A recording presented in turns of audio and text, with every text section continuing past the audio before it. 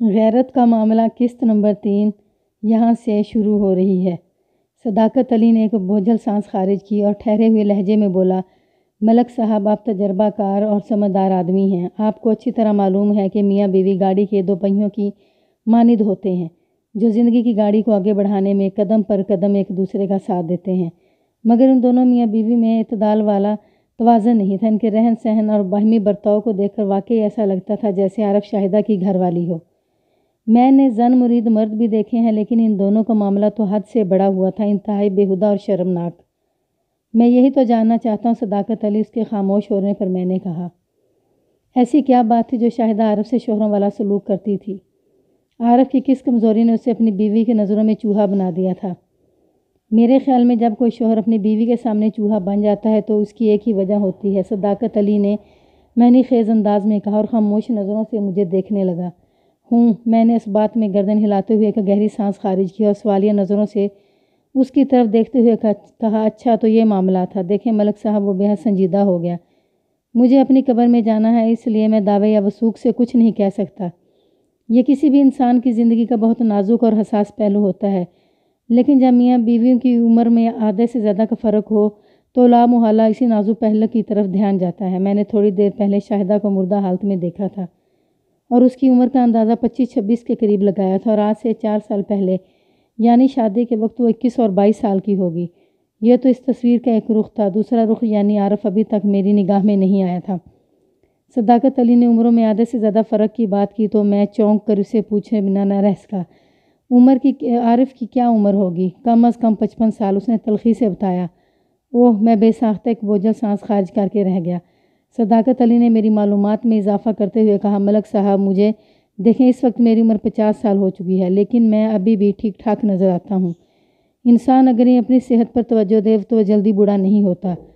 عارف ہے تو 55 سال کا، لیکن اپنی شاندار صحت کی بنا پر وہ 65-70 سال کا دکھائی دیتا ہے، اور اگر شاہدہ سے اس کا موازنہ کیا جائے تو بڑی معذرت کے ساتھ کہوں گا تھانے دار صاحب، ایک ساتھ چلتے ہوئے دونوں باپ بیٹی نظر آتے تھے۔ صداقت علی، جیسا کہ تم نے بتایا ہے، شاہدہ کا تمہارے گھر میں اور تمہاری بیوی کلثوم کا اس کے گھر میں آنا جانا تھا۔ یہ بات تم بھی اچھی طرح جانتے ہوگے کہ عورتوں کی گفتگو کا 90% حصہ دوسری عورتوں کے شوہروں کی ذات کے متعلق باتوں پر مشتمل ہوتا ہے۔ ملک صاحب، یہ بات تو آپ ٹھیک کہہ رہے ہیں۔ وہ میری بات مکمل ہونے سے پہلے ہی بول اٹھا، یہ اللہ کی بندیاں ایسا ہی کرتی ہیں۔ اگر یہ اللہ کی بندیاں ایسا ہی کرتی ہیں تو میں نے اس کی آنکھوں میں دیکھتے ہوئے سوال کیا، پھر یقیناً کلثوم نے شاہدہ سے اس کے بوڑھے شوہر کے بارے میں بہت کچھ پوچھا ہوگا، اور مجھے لگ رہا ہے شاہدہ نے کلثوم کے پوچھنے پر ہی کچھ بڑھ کر ہی بتایا ہوگا، کیونکہ ان دونوں کی شادی بے جوڑ تھی اور لوگ دونوں کے خلاف معمول رویوں کی بنا پر ان کے حوالے سے مختلف عجیب اور واہیات باتیں بھی کرتے تھے۔ لہٰذا میں پورے یقین سے کہہ سکتا ہوں کہ شاہدہ نے عارف کی ذات سے متعلق بڑے دلچسپ اور سنسنی خیز انکشافات کیے ہوں گے، اور یہ ممکن نہیں کہ کلثوم نے وہ ساری باتیں تمہیں نہ بتائی ہوں۔ وہ اس بات میں گردن ہلاتے ہوئے بولا، جی ملک صاحب، گاہے بگاہے کچھ اس قسم کی باتیں مجھ تک پہنچتی رہتی تھیں جن سے پتہ چلتا تھا شاہدہ اپنے شوہر سے خوش نہیں۔ اسی لمحے میری خاطر مدارت کا سامان بیٹھک میں پہنچ گیا، چنانچہ چند منٹ کے لیے ہم اصل موضوع سے ہٹ کر کھانے پینے کی باتیں کرنے لگے۔ صداقت علی پیشے کے اعتبار سے ایک متوسط زمیندار تھا۔ اس کے گھر رہن سہن اور کھانے کے برتنوں سے ظاہر ہوتا تھا وہ ایک مطمئن اور آسودہ شخص ہے۔ بات چیت اور سوچ و فکر کے لحاظ سے وہ ایک معقول آدمی ثابت ہو رہا تھا۔ چند منٹ کے توقف کے بعد ہم ایک مرتبہ پھر مقتول شاہد اور اس کے بیوی نما شوہر عارف کے بارے میں باتیں کرنے لگے۔ میں نے اس سے پوچھا، صداقت تم بتا رہے ہو عارف 55 کے پیٹے میں ہے، مجھے یہ بھی پتہ چلا ہے شاہدہ سے اس کی شادی صرف 4 سال پہلے ہوئی تھی، کیا تمہیں معلوم ہے اس نے اتنی تاخیر سے شادی کیوں کی، اور وہ بھی خود سے آدھی عمر کی ایک لڑکی سے؟ سب معلوم ہے ملک صاحب، وہ ٹھوس لہجے میں بولا۔ سال ہا سال سے ہم ایک دوسرے کے پڑوس میں رہ رہے ہیں جناب۔ آپ نے جو سوال کیا ہے اس کے 2 حصے ہیں، میں ترتیب وار اس کا جواب دیتا ہوں۔ پہلے میں اس کی شادی میں تاخیر کا سبب بتاتا ہوں۔ جب عارف کی شادی کی عمر تھی تو وہ اور اس کے ماں باپ لڑکیوں کو مسترد کرتے رہے۔ کوئی لڑکی اگر عارف کو پسند آ جاتی تو اس کی ماں سلمہ لڑکی میں کوئی نہ کوئی عیب تلاش کرنے میں کامیاب ہو جاتی، اور اگر سلمہ کی نظر کسی لڑکی پر ٹک جاتی تو عارف کسی ہیلے بہانے سے اسے ناپسند کرتا۔ اسی طرح عارف کی عمر آگے بڑھتی رہی۔ ان ماں بیٹوں کا یہ وتیرہ دیکھ کر لوگ بھی محتاط ہو گئے، اور کنواری لڑکیوں کے والدین نے ایک طرح سے انہیں بلیک لسٹ قرار دے دیا۔ چنانچہ سلمیٰ جہاں بھی عارف کے رشتے کی بات چلاتی پہلے ہی قدم پر اسے منع کر دیا جاتا تھا۔ اس عمل سے گزر کر عارف جوان سے ادھیڑ عمر ہو گیا۔ پھر جیسے ہی وہ 50-51 کا ہوا سمجھے اس کی لاٹری کھل گئی۔ وہ لمحے بھر کو سانس لینے کے لیے رکا، پھر سلسلہ کلام جاری کرتے ہوئے بولا، یہ جو میں لاٹری والی بات بتاتا ہوں نا، یہی آپ کے سوال کے دوسرے حصے کا جواب ہے۔ ادھر ملتان میں عارف کی ایک خالہ کنیز رہتی تھی اور اس اللہ کی بندی کی بھی ایک ہی بیٹی تھی، یعنی شاہدہ۔ جب کنیز کا وقت آخر قریب آ گیا تو اس نے سلمیٰ سے کہا، تمہارا بیٹا عارف ابھی تک کنوارا ہے اور میں پتہ نہیں کس پل اس دنیا سے رخصت ہو جاؤں۔ اگر میں مر گئی تو شاہدہ دنیا میں اکیلی رہ جائے گی، کیوں نہ اس کی شادی عارف سے کر دی جائے؟ اس طرح میں بھی آرام سے مر سکوں گی، یوں شاہدہ کی عارف سے شادی ہوگی۔ ایک بات سمجھ میں نہیں آئی صداقت علی، اس کے خاموش ہونے پر میں نے الجھن زدہ انداز میں کہا، جب کنیز اپنے بھانجے سے اتنی ہی محبت کرتی تھی تو بیٹی سے اس کی شادی کا خیال پہلے اس کے ذہن میں کیوں نہ آیا؟ اس کی بھی دو وجوہات ہیں، وہ اس بات میں گردن ہلاتے ہوئے بولا۔ ایک وجہ آپ بھی اچھی طرح جانتے ہیں، اور وہ یہ، جب کہ عارف اپنی جوانی کے عروج پر تھا تو اس وقت شاہدہ بیچاری پیدا ہوئی ہوگی۔ جب شاہدہ شادی کے قابل ہوئی تو عارف کا بڑھاپا شروع ہو گیا۔ یہ تو ہے ایک وجہ۔ دوسری وجہ یہ ہے کہ عارف کی شادی سے کچھ عرصہ پہلے تک دونوں بہنوں یعنی کنیز اور سلمیٰ میں شدید ترین اختلافات رہے تھے۔ دونوں ایک دوسرے کی شکل دیکھنے کی روادار نہیں تھیں۔ سلمیٰ یہاں یعنی ضلع جھنگ کے اس قصبے بخت پور میں اپنے بیٹے عارف کے ساتھ رہتی تھی، اور کنیز ادھر ضلع ملتان کے ایک نواحی گاؤں حسین آباد میں اپنی بیٹی شاہدہ کے ساتھ زندگی بسر کر رہی تھی۔ پھر جب کنیز شدید بیمار پڑی اور اس کے بچنے کی کوئی امید نہ رہی تو اس نے اپنی موت کو یقینی دیکھتے ہوئے اپنی بہن سے رنجش ختم کر دیا۔ سلمیٰ نے بھی کنیز کو معاف کر دیا۔ اس طرح دونوں ناراض بہنوں کی رنجش ختم ہوئی، جس کے نتیجے میں عارف کی شادی شاہدہ سے ہو گئی۔ بہت خوب، میں نے حیرت بھرے لہجے میں کہا، یہ تو واقعی عارف کی لاٹری نکلی تھی۔ لاٹری تو تھی جناب، صداقت نے برا سا منہ بناتے ہوئے کہا، لیکن اس لاٹری نے بعد میں عارف کا باجا بجا کے رکھ دیا۔ اسی باجے کی گونج میں وہ شاہدہ کی بیوی مشہور ہو گیا تھا۔ میں نے زہر خند لہجے میں کہا، اگر عارف دم خم والا شوہر ہوتا تو یہی لاٹری اس کی شان و شوکت کے گراف کو کوہ ہمالیہ سے بھی اوپر لے جاتی۔ یہ تو آپ بالکل درست فرما رہے ہیں ملک صاحب، صداقت علی تائیدی انداز میں گردن ہلاتے ہوئے بولا۔ شاہدہ ایسے ہی زوردار اور ٹھسے والی عورت تھی کہ جس کی بھی بیوی ہوتی اس کا سر فخر سے بلند ہو جاتا۔ میں نے کہا، صداقت علی، شاہدہ کی لاش پوسٹ مارٹم کے لیے اسپتال بھجوائی جا چکی ہے اور عارف کا ابھی تک کچھ پتہ نہیں کہ وہ کہاں غائب ہے۔ یوسف حلوائی کے مطابق اسے آج کہیں جانا تھا۔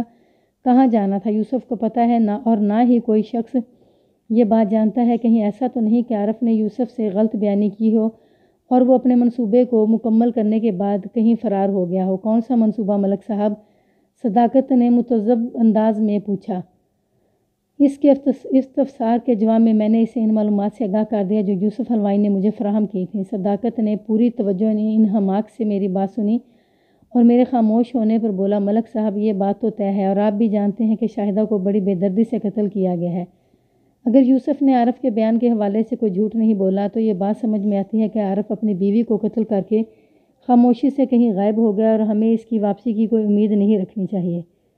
وہ واپس آئے یا نہ آئے، میں نے پرعزم لہجے میں کہا، لیکن اگر وہ شاہدہ کو موت کے گھاٹ اتار کر فرار ہوا ہے تو میں اسے پاتال سے بھی کھینچ کے لے آؤں گا، مگر اس سے پہلے ایک بات کا فیصلہ بہت ضروری ہے۔ اس نے چونک کر میری جانب دیکھا اور پوچھا، کون سی بات ملک صاحب؟ یہ بات کہ آیا شاہدہ بے وفائی کی مرتکب ہو رہی تھی یا نہیں؟ میں نے ایک ایک لفظ پر زور دیتے ہوئے کہا، اگر ہم یوسف کی باتوں کو بنیاد بنا کر عارف کو شاہدہ کا قاتل گردانتے ہیں تو پھر یہ بات پایہ ثبوت کو پہنچ جاتی ہے کہ چپکے شاہدہ اپنے شوہر کو دھوکہ دے رہی تھی اور عارف نے اسے رنگے ہاتھوں پکڑ لیا تھا۔ مگر کس کے ساتھ پکڑ لیا تھا؟ یہ ایک سنگین سوال ہے۔ میں نے لمحے بھر کو توقف کیا، پھر اپنی بات کو آگے بڑھاتے ہوئے کہا، اس رنگین اور سنگین سوال کے جواب تک رسائی حاصل کرنے کے لیے تم میری مدد کرو گے صداقت علی، کیونکہ تمہیں بھی شاہدہ کی ذات کے حوالے سے کچھ اسی قسم کا شک تھا۔ میں غلط تو نہیں کہہ رہا؟ آپ بالکل صحیح کہہ رہے ہیں ملک صاحب، وہ بڑے رسان سے بولا۔ میں نے اضطراری انداز میں کہا، پھر حقیقت کیا ہے وہ بھی بتا دو۔ چند لمحے خاموش رہنے کے بعد وہ ٹھہرے ہوئے لہجے میں بولا، ملک صاحب، ایک بات کی وضاحت کرنا چاہوں گا کہ میری عادت دوسرے لوگوں سے بہت مختلف ہے۔ میں اپنے کام سے کام رکھنے والا آدمی ہوں۔ دوسروں کے معاملات میں مداخلت کرنا مجھے بالکل پسند نہیں، اور ایسا ہی میں اپنے معاملات کے لیے دوسروں سے بھی چاہتا ہوں۔ یہ تو بہت ہی اچھی بات ہے۔ میں لمحے بھر کے لیے رکا تو میں نے کہا۔ وہ اپنی بات جاری رکھتے ہوئے بولا، میں نے عارف اور شاہدہ کے بارے میں بہت کچھ سنا، لیکن میں نے اس پر کوئی خاص توجہ نہیں دی۔ یوں سمجھیں کہ ایک کان سے سنا اور دوسرے کان سے نکال دیا، مگر جو کچھ میرے دیکھنے میں آیا میں اسے نظر انداز نہ کر سکا۔ یہاں تک بتانے کے بعد اس نے گہری سانس لی اور سلسلہ کلام جاری رکھا۔ ملک صاحب، بننا سنورنا عورت کا حق ہے اور شادی شدہ عورت ظاہر ہے اپنے شوہر کے لیے بناؤ سنگھار کرتی ہے، لیکن میرے پڑوس میں یعنی عارف کے گھر میں مجھے اس کے برعکس دیکھنے کو ملتا رہا۔ شاہدہ عارف کو تو اپنا شوہر سمجھتی ہی نہیں تھی۔ اس کی دل بستگی کے لیے آرائش و زبائش تو بہت دور کی بات ہے۔ میں نے خود اپنی آنکھوں سے کئی مرتبہ دیکھا کہ جب عارف گھر میں نہیں ہوتا تھا تو شاہدہ خود کو سنوارنے کے لیے خصوصی اہتمام کرتی تھی۔ حالانکہ سچی بات یہ ہے کہ شاہدہ کو قدرت نے ماشاءاللہ جو حسن اور خوبصورتی عطا کر رکھی تھی، اس کے ہوتے ہوئے کسی سجاوٹ کی ضرورت باقی نہیں رہتی۔ آپ نے تو اسے مردہ حالت میں دیکھا ہے، کہ زندہ حالت میں اس کی ایک جھلک دیکھ لیتے تو میری بات کو بخوبی سمجھ سکتے تھے۔ میں شاہدہ کی لاش کو ایک نظر دیکھ کر سب کچھ سمجھ گیا تھا، اس کے لیے کسی وضاحت یا تفصیل کی قطعاً ضرورت نہیں۔ وہ لمحے بھر کو سانس لینے کے لیے تھما تو میں نے کہا، میں نے اپنے پیشہ ورانہ کیریئر میں بہت سے زندہ لوگوں کو مردوں میں بدلتے ہوئے دیکھا ہے، اور بڑی اچھی طرح جانتا ہوں کہ موت زندگی پر حاوی ہونے کے بعد اس کی کون کون سی رونقیں چھین لیتی ہے۔ بہرحال میں نے لمحاتی توقف کے بعد کہا، صداقت علی کو اس موضوع کی طرف لاتے ہوئے کہا، صداقت علی، یہ بات کہیں سے کہیں چلی گئی۔ تم مجھے شاہدہ کی بے وفائی کے حوالے سے کچھ بتانے والے تھے۔ جناب، میں اسی کی طرف تو آ رہا تھا، بس بات میں گردن ہلاتے ہوئے بولا۔ میں نے محسوس کیا کہ شاہدہ کا بننا سنورنا عارف کے لیے ہرگز نہیں تھا۔ عارف کا کام ایسا تھا کہ اسے دکان دوپہر کے وقت کھولنی پڑتی تھی۔ آپ جانتے ہیں تکے کباب کی دکانداری دوپہر سے شروع ہو کر رات یہ تک چلتی ہے، اور اس میں بھی شام کے بعد کا وقت بے حد مصروف ہوتا ہے، اور عموماً انہی اوقات میں شاہدہ کو بے وفائی کا موقع ملتا تھا۔ صداقت علی، تم میرے سوال کے جواب میں کچھ زیادہ ہی احتیاط سے کام لے رہے ہو، اس لیے اگر تم نے اپنی آنکھوں سے شاہدہ کی بے وفائی کا کوئی منظر دیکھا ہے تو مجھے بتاؤ، تاکہ میں اس کے قتل کے سلسلے میں اپنی تفتیش کو آگے بڑھا سکوں۔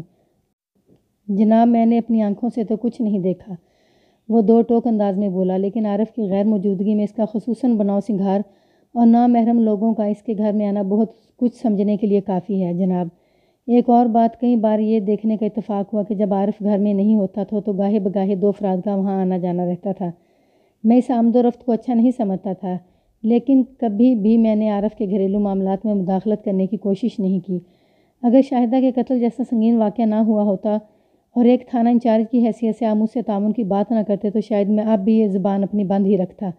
میں نے محسوس کیا کہ صداقت علی بنیادی طور پر ایک شریف النفس انسان تھا، اس لیے دوسروں کے معاملات میں بولتے ہوئے کچھ زیادہ ہی احتیاط سے کام لے رہا تھا۔ میں نے اس کی تشفی کے لیے واضح الفاظ میں کہا، میں تمہارے جذبات اور احساسات کو سمجھ رہا ہوں صداقت علی، مجھے بتاؤ، اور وہ دو نامحرم افراد کون ہیں جو عارف کی غیر موجودگی میں اس کے گھر شاہدہ سے ملنے آتے تھے؟ ان میں سے ایک تو یہی موٹا یوسف ہے جو ابھی بھی آپ سے اجازت لے کر گیا ہے، اس نے گہری سنجیدگی سے بتایا، دوسرے شخص کا نام ہے داؤد۔ صداقت علی کے بعد ایک چونکا دینے والا انکشاف کر رہا تھا۔ اس کے خاموش ہونے پر میں نے اضطراری لہجے میں استفسار کیا، تم یوسف حلوائی کی بات کر رہے ہو؟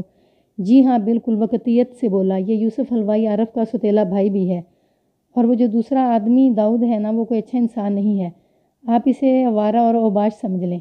میں حیرت اور الجھن کے ملے جلے تاثرات سے صداقت علی کو تکنے لگا۔ یوسف حلوائی کے حوالے سے میں نے اس میں ایک نئی بات کر دی تھی۔ ابھی تک یوسف سے میری ڈھیروں باتیں ہوئی تھیں، لیکن کسی بھی مرحلے پر اس نے یہ نہیں بتایا تھا کہ وہ عارف کا سوتیلا بھائی ہے۔ اس کی تمام تر گفتگو سے یہی تاثر ابھرتا تھا کہ ان دونوں میں اچھے اور خوشگوار دوستانہ تعلقات ہیں، رشتہ داری کی طرف تو بھولے سے بھی دھیان نہیں گیا تھا۔ کیا عارف اور یوسف واقعی سوتیلے بھائی ہیں؟ میں نے گہری سنجیدگی سے پوچھا۔ وہ شاکی نظروں سے مجھے دیکھتے ہوئے بولا، جناب، میں آپ سے غلط بیانی کیوں کروں گا؟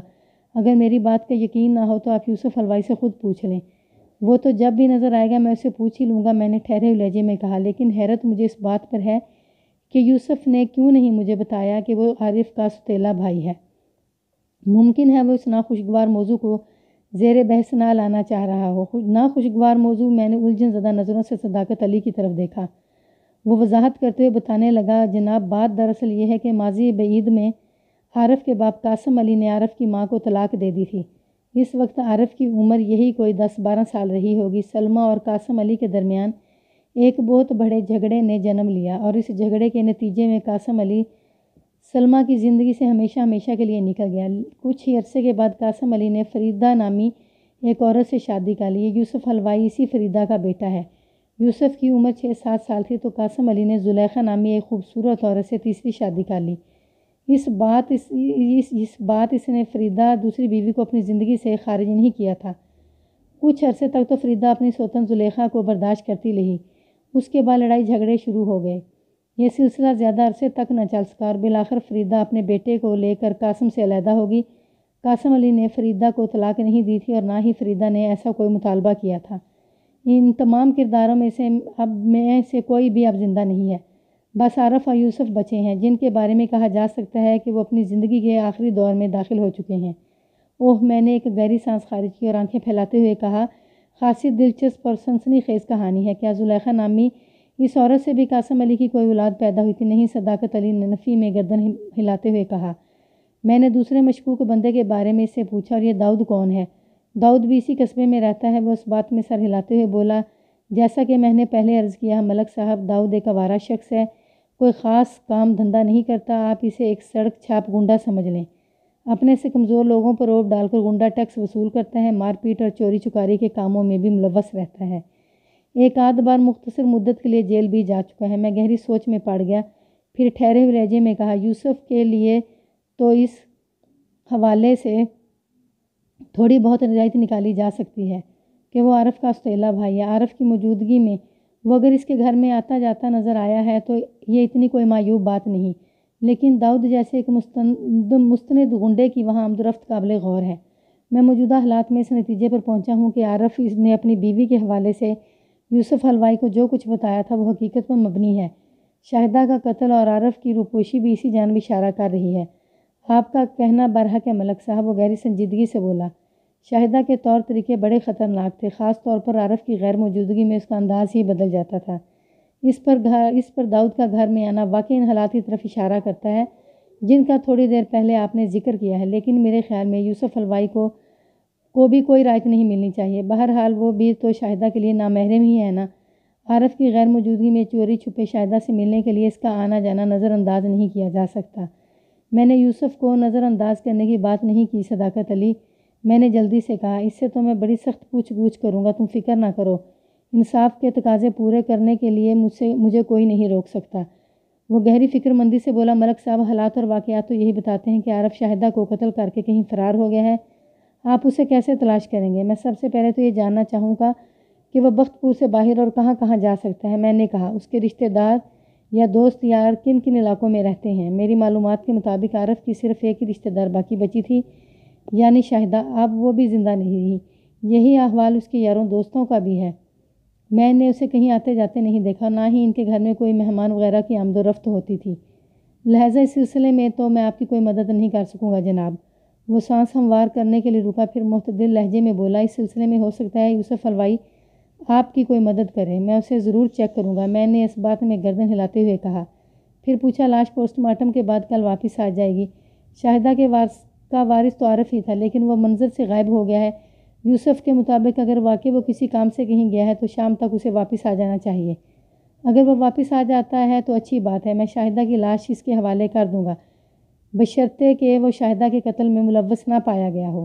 لیکن اگر اس کی واپسی نہیں ہوتی تو پھر ایک بہت بڑا مسئلہ کھڑا ہو جائے گا۔